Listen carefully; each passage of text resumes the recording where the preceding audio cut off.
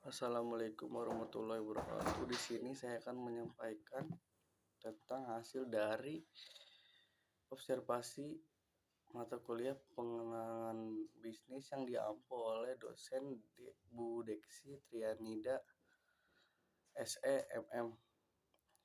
Dan berikut saya memperkenalkan kelompok kami. Saya dari kelompok 9. Yang pertama itu Oktavianus Robi, yaitu saya sendiri. Yang kedua Muhammad Khairul Zaman. Dan selanjutnya saya akan menjelaskan tentang isi dari materi yang saya paparkan. Peran penting teknologi dalam bisnis adalah dapat meningkatkan kualitas layanan.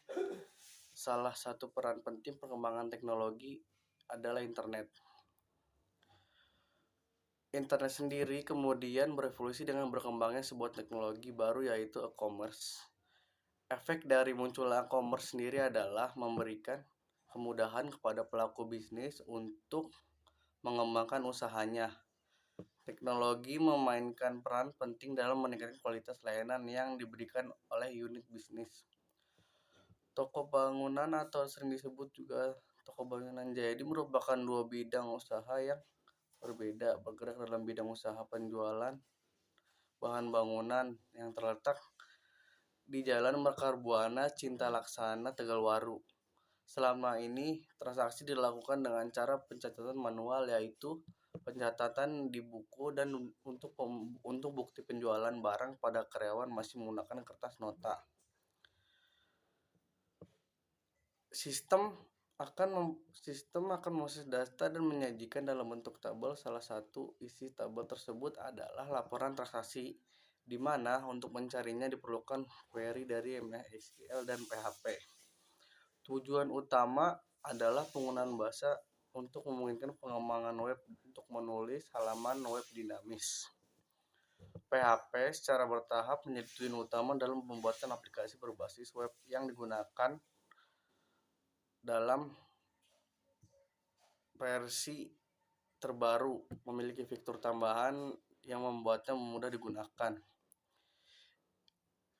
Identifikasi masalah untuk membuat sistem kasir dan bukan toko bangunan. Sistem yang digunakan itu dilakukan dengan cara mendata barang secara manual. Tujuan penelitiannya adalah untuk mengetahui apa saja yang terdapat di dalam toko. Saya akan memaparkan materi selanjutnya. Strategi berasal dari bahasa Yunani, yaitu strategos dan strategia, yang bermakna pengetahuan dan seni mengenai sumber-sumber yang tersedia dari suatu perusahaan untuk mencapai tujuan-tujuan tertentu yang diinginkan. Makna harfiah dari istilah Yunani tersebut perkataan jenderal militer. Sebelum akhirnya makna tersebut berubah seperti yang telah disebutkan di atas. Strategi adalah pola tujuan serta kebijakan dan rencana besar dalam mencapai tujuan tersebut, yang disusun sedemikian rupa sehingga mampu mendefinisikan bisnis perusahaan atau akan menjadi apa perusahaan tersebut, serta jenis perusahaan saat ini atau jenis perusahaan apa yang diinginkan. Strategi harus memberi batasan-batasan bagi sebuah proyek, di mana tujuan dan hasil harus mengikuti arah perusahaan ke depannya. Menurut Porter, strategi merupakan penciptaan posisi unik dan bernilai yang mencakup perangkat kegiatan yang berbeda. Dengan demikian, strategi suatu perusahaan dapat diaplikasikan dalam melakukan kegiatan yang berbeda dengan pesaing atau melakukan kegiatan yang sama dengan cara yang berbeda. Menurut Casasus, Channel dan Richard menyatakan bahwa strategi merujuk pada pilihan model bisnis yang diambil oleh perusahaan untuk bersaing di tengah pasar. Strategi adalah rancangan tindakan yang bersifat kontingensi, dapat berubah sesuai dengan situasi untuk mencapai tujuan tertentu. Strategi bisnis mengalami perubahan seiring berjalannya waktu. Berbagai perusahaan belajar untuk menganalisis lingkungan kompetitif, menetapkan kedudukan perusahaan, mengembangkan keuntungan kompetitif dan keuntungan perusahaan, serta mengenali ancaman terhadap perusahaan untuk menjaga keberlanjutan perusahaan tersebut. Strategi harus bersifat fleksibel di tengah dunia yang dinamis dan tidak menentu, serta tidak boleh ditetapkan secara permanen karena gangguan atau hambatan tak terduga dari lingkungan perusahaan mampu menjadikan strategi tersebut invalid, meskipun persiapan yang telah dilakukan dengan sangat-sangat baik.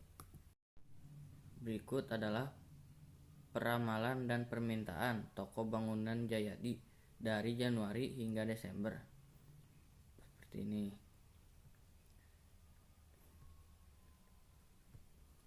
Jadi kesimpulannya, dengan bertambah jumlah penduduk dan permukiman yang semakin padat di setiap daerah, membuka usaha perdagangan bahan besi bangunan merupakan yang paling bagus.